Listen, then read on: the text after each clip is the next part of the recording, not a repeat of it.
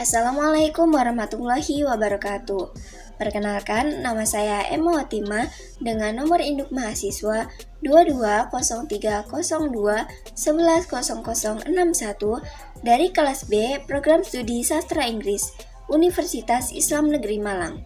Video ini saya buat dalam rangka memenuhi tugas ujian tengah semester mata kuliah Pancasila yang diampu oleh Bapak Abdul Rahman, SAG MHum.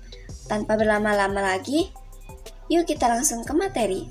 Di sini saya akan menjelaskan perkembangan Pancasila sebagai ideologi bangsa dan negara Indonesia. Sebelumnya, apa sih itu Pancasila? Mengenal Pancasila. Pancasila berasal dari bahasa Sanskerta, yaitu panca dan sila. Panca artinya 5 dan sila artinya dasar. Jadi Pancasila berarti 5 dasar atau 5 asas yang berbunyi 1. Ketuhanan yang Maha Esa, 2. Kemanusiaan yang adil dan beradab, 3. Persatuan Indonesia, 4. Kerakyatan yang dipimpin oleh hikmat kebijaksanaan dalam permusyawaratan perwakilan, dan yang kelima, keadilan sosial bagi seluruh rakyat Indonesia. Pancasila yang lahir pada tanggal 1 Juni 1945 ini resmi ditetapkan sebagai dasar negara Indonesia dan masih terus digunakan hingga saat ini. Di setiap masanya, Pancasila mengalami perkembangan, terutama dalam mengartikan Pancasila itu sendiri. Pancasila adalah sebuah ideologi negara dan bangsa Indonesia yang bersifat terbuka. Dalam arti, isi dari Pancasila tidak bisa berubah-ubah sesuai kondisi perkembangan tertentu. Pancasila adalah hasil dari kontrak sosial. Pancasila akan terus berlaku jika bangsa Indonesia masih menyepakatinya secara bersama-sama. Nah, di sini saya akan menjelaskan perkembangan Pancasila dari masa ke masa. Pancasila mengalami perkembangan dalam 3 masa, yaitu perkembangan Pancasila pada masa Orde Lama. Yang kedua, perkembangan Pancasila pada masa Orde Baru.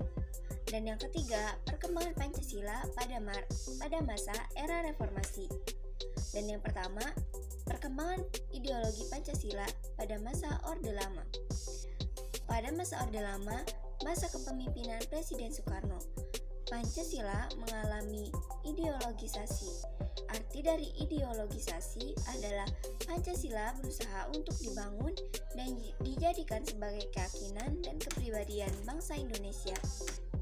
Penerapan Pancasila pada periode 1950 hingga 1959 bertujuan untuk mengarahkan pelaksanaan Pancasila untuk menjadi ideologi liberal. Akan tetapi, hal tersebut mengarah kepada beberapa macam pemberontakan, seperti Republik Maluku Selatan, Pemerintah Revolusioner Republik Indonesia. Perkembangan ideologi Pancasila pada masa Orde Lama terbagi menjadi 3, yaitu 1. Demokrasi parlementer, 2. Demokrasi liberal, dan yang ketiga demokrasi terpimpin. Dari ketiga demokrasi tersebut mempunyai kekurangan dan kelebihan masing-masing. Perkembangan ideologi Pancasila pada masa Orde Baru. Pancasila berasal dari kristalisasi budaya tradisional Indonesia. Di era Orde Baru, Pancasila ditetapkan sebagai dasar berpikir dan bertindak setelah disederhanakan ke dalam bentuk norma untuk mewujudkan tatanan masyarakat selaras, serasi, dan yang seimbang. Pada masa Orde Baru, Pancasila ditafsirkan penuh muatan politik untuk melanggengkan kekuasaan. Selain itu, penanaman nilai-nilai Pancasila juga dilakukan secara represif di semua jenjang pendidikan. Misalnya, pihak yang kritis terhadap pemerintahan Orde Baru dicap sebagai penentang Pancasila.